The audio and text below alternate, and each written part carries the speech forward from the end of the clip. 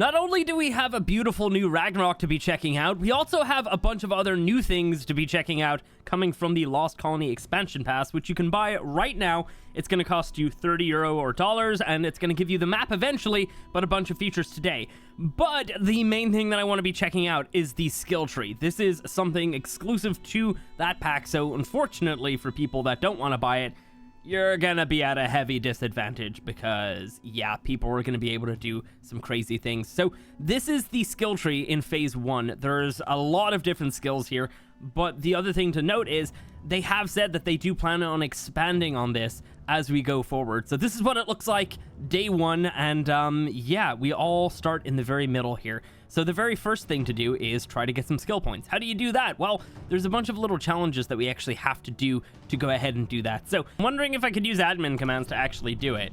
There we go. We did that one. Nice. Cool.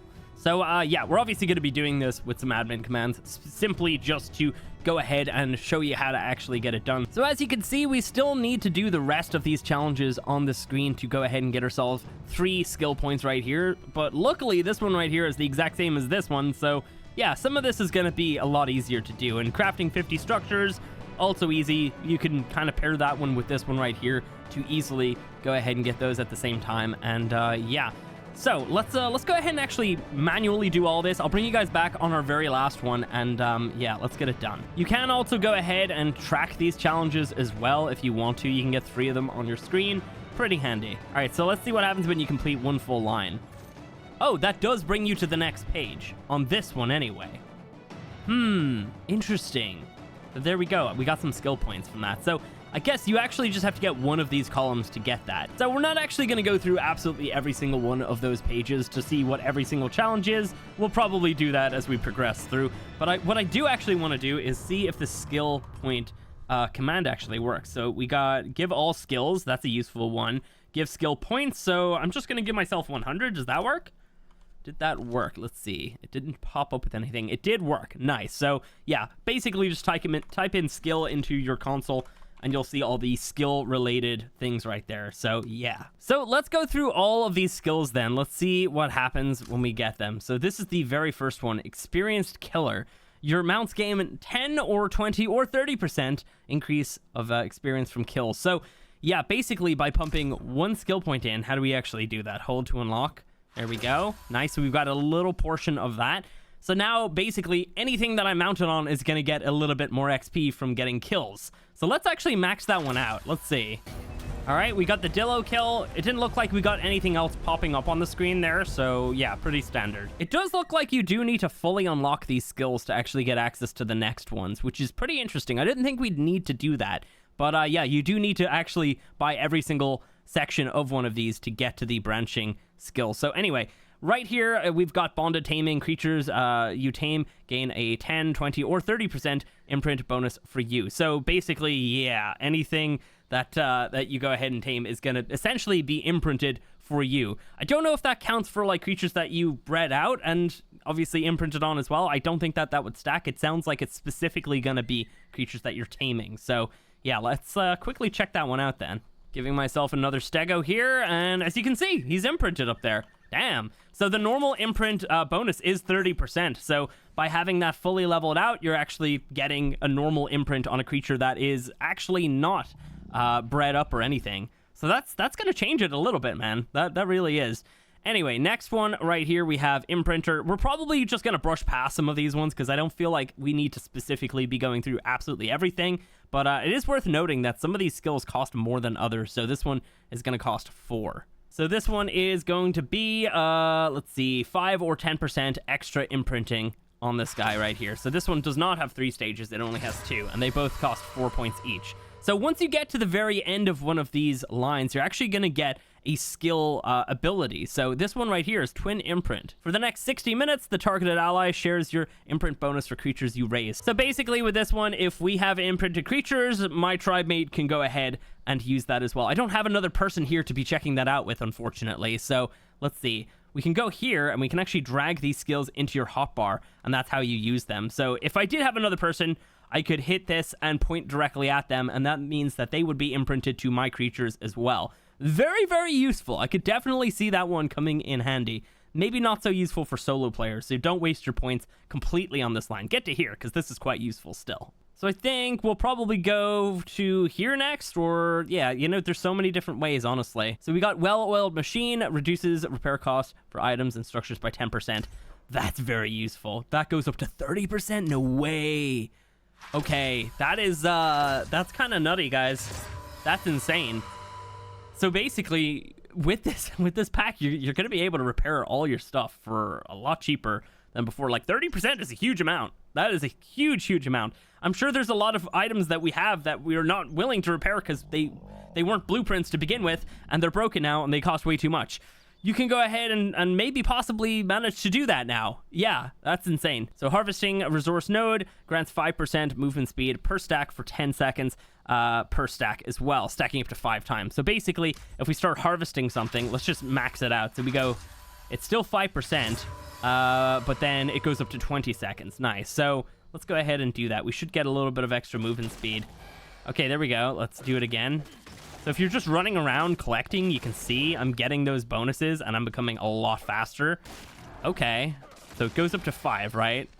And doing that doesn't do anything, but it does refresh our timer. So yeah, by using this skill, you're going to be able to just bounce between nodes and quickly grab all your resources. That's amazing. It would be kind of cool if it also changed the swing speed as well, if you like actually harvested it a little bit faster as well. But yeah, just being able to move around a little bit faster is quite nice. I mean, I could definitely see people using this, quickly harvesting up like 2 or 3 things, and then just running in on something just to have that extra movement speed buff, because we don't have movement speed as an actual stat anymore in ASA, unless you specifically enable it, which most people don't. Anyway, that's very useful. So next up, we have the Midas Touch. This one's kind of insane as well. When harvesting a resource node with a tool, you have a 3 or 6% chance to turn that node gold. Gold nodes have increased health and can be harvested for more resources. Yeah, that's insane. So let's go ahead and get both of them, and let's see if we can manage to get that one to work. I might not be able to actually show it happening because I feel like it's not gonna be the easiest thing. Oh, no, we got it there. Oh, wait, no, sorry. That was the speed buff. My bad. Okay, so I've hit so many rocks here. I don't know if it's going to activate for us, but I'm sure you get the idea. You're going to get a lot more resources. Hopefully, it does change visually as well. But you should see a pop-up because we can see every single time I'm hitting a node, I'm actually getting a little increase to my speed harvester trait.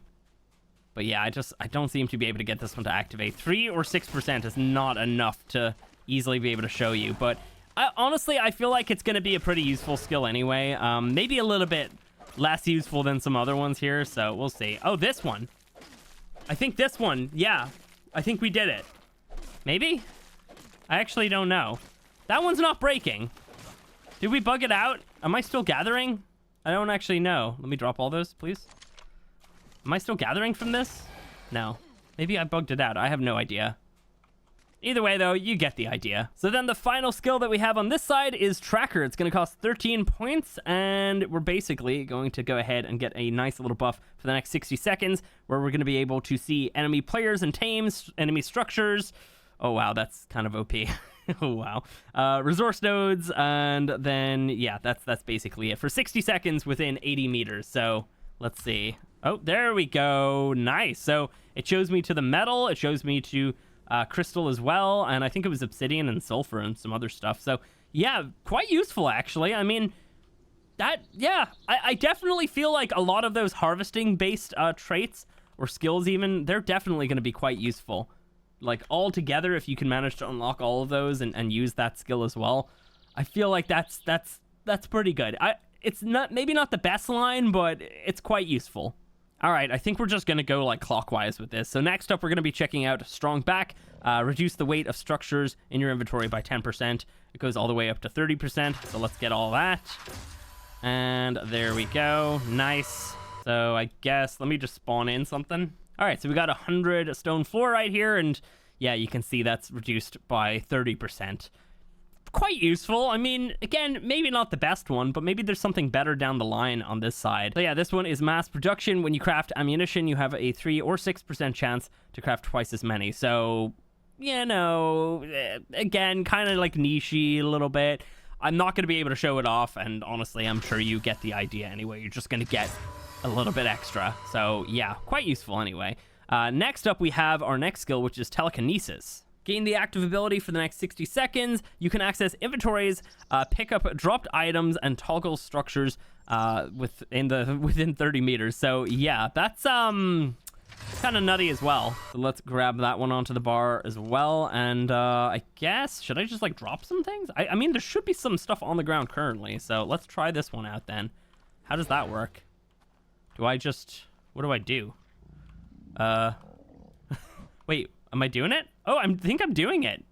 I don't know what's happening, but I'm doing something. Oh, there we go. Oh, so you have to actually look at them and hit E. Ooh, okay. Interesting. So, yeah, I mean, like, again, fairly useful. Like, what can I do again? I can access inventories. So, yeah, can I go ahead and access my Stego's inventory from here? Oh, yeah, within 30 meters. So, I guess F to open it up. Okay, cool. We got, like, different hand motions here as well. So, you know what? That combined with the harvesting ones, oh, he ate those.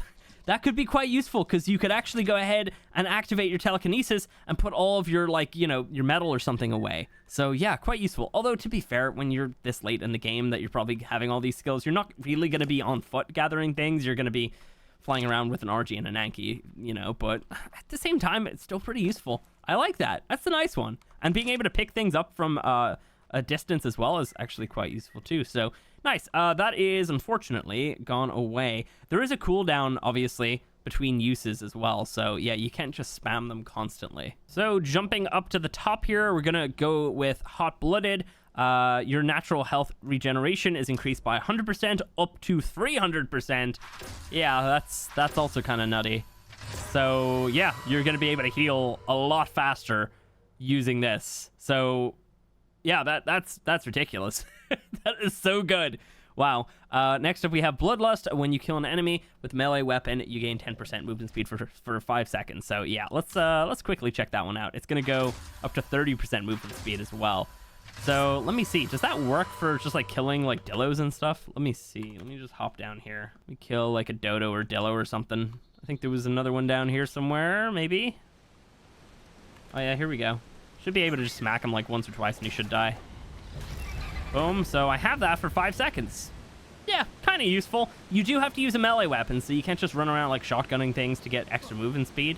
But I could find that pretty useful for like caving and stuff. And obviously, I guess in PvP it could be pretty useful too. But yeah, it doesn't feel like the best thing. But let's see, what's the next skill on that branch? Barbed Blades is your metal, sword, and pike attacks have a 2.5% chance to cause bleeding. Ooh, wow, that's actually quite useful. Dealing 5% of the target's maximum health over 10 seconds. Okay, so basically you get Thylableed, potentially. It's a very, very low chance. We need more points. I'll give myself more, but that goes up to 5%.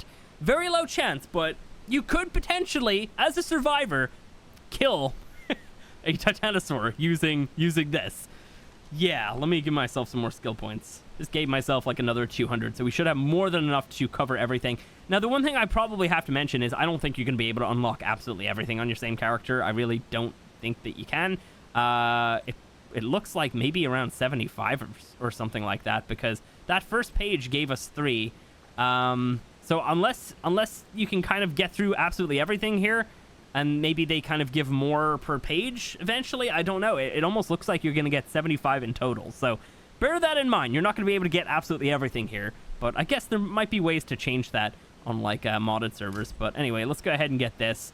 Again, probably not going to try and show that one off. So lastly, we have Curse Reflection. And this is another pretty crazy one. Gain an active ability. For the next 4 seconds, you reflect 50% of the pre-mitigated damage you take back to your attackers. So I don't know if that's gonna work for players. Like if somebody headshots me like with a really, really good fabricated sniper, does that work? Can I just like get them to die as well then? That might happen. Let's see. Let me activate that one. So that one is Curse Reflection. Let's go ahead and get rid of the Stego. So we are now taking damage. Let's go ahead and just pop that one on. So he's going to be taking the damage that he's dealing to me. So you can see he took a little bit of damage. Nothing to really like kill most things. I mean, you could potentially get a Giga to rage though using that. You could just kind of like run up and get the Giga to hit you. But yeah, I don't know if that's the best idea. Okay, so we're gonna test this one out. We gotta activate this and then turn off God mode. Did I kill him, maybe? I wonder. He definitely should have taken damage there, though. We did have it active. Let's see if that worked. Like, obviously that one's not gonna allow you to survive, but I don't know. Like, did he take damage? He probably should have, right? It does not look like he did, or maybe he healed off of me. I have no idea. It might happen with, like, an imprinted Giga, like an enemy one. I reckon you could do that. 50%, like a really, really strong Giga is going to deal a lot of damage, enough to at least get itself to rage with 50% of that damage. So I feel like it might work. Maybe not on a wild Giga. These things are way more powerful. So yeah, anyway, moving on. So next up we have Heavy Footed, which was shown off in some of the trailers. Let's go ahead and get that. So we basically have a up to 30% reduction in fall damage. And when you suffer fall damage, you knock back enemies within 10 meters of you. So yeah, let me see. Here we go. This is it. Yeah, not great.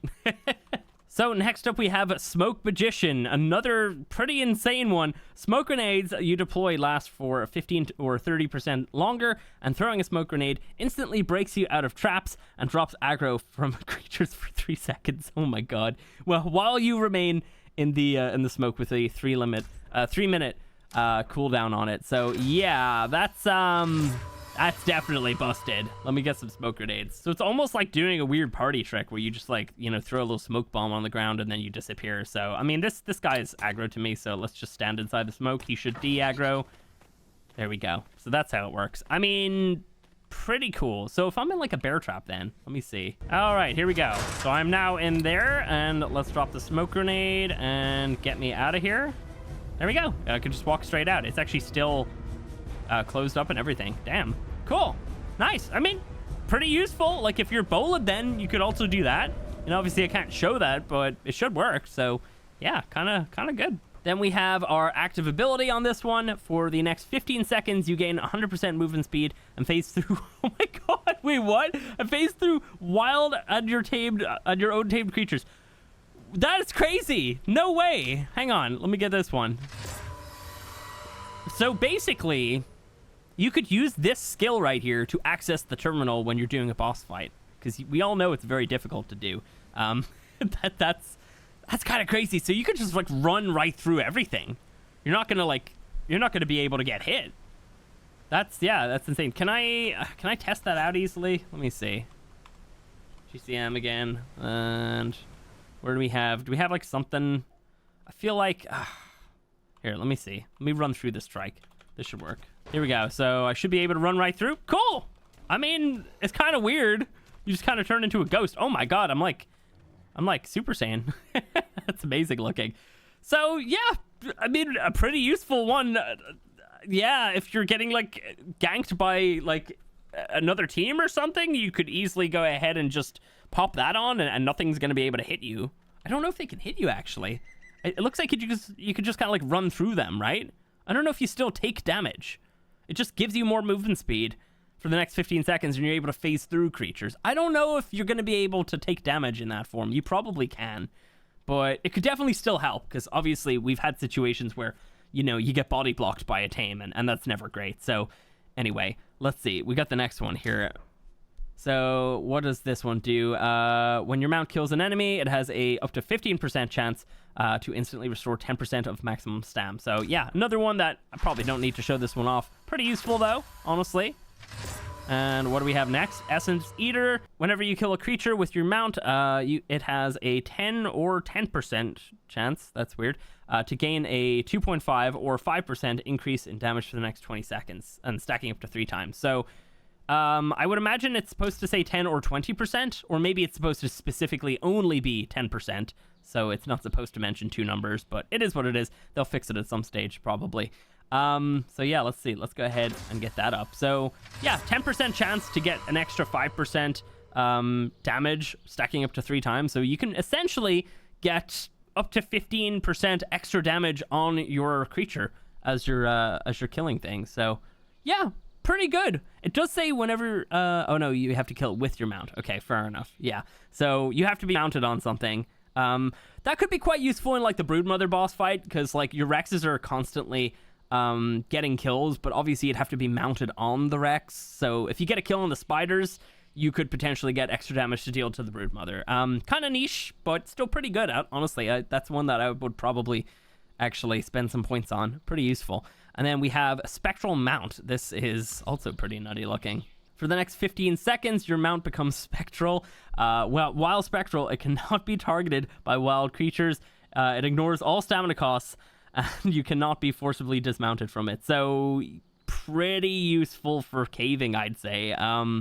It only counts for wild creatures. Bear that in mind. It's not going to be, I guess, like other creatures. So, yeah, that's pretty good. I'd say that one's mostly going to be useful if you're in like a cave or if you're being swarmed by a pack of something. You could just pop that one real fast and get away.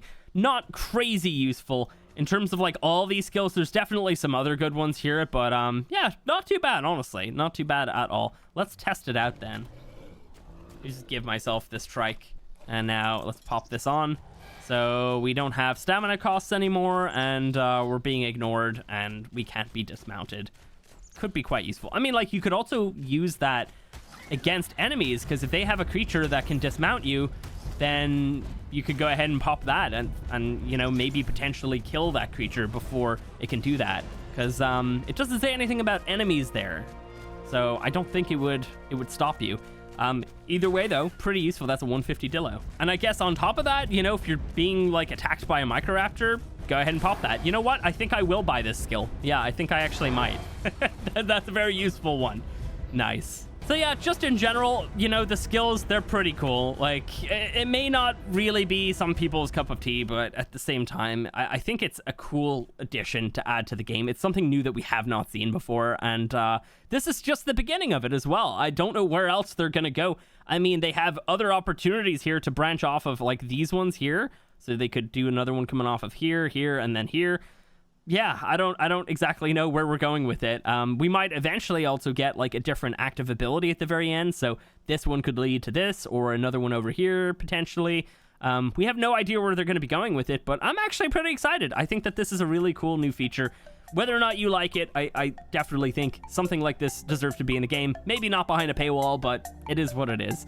Either way, though, that's gonna be it for this video. Guys, if you have enjoyed this one, go ahead, drop me a like. Let me know which one of these skills would you definitely invest into. And yeah, check out the rest of the Ragnarok videos. We've already done one checking out the map and all the new areas.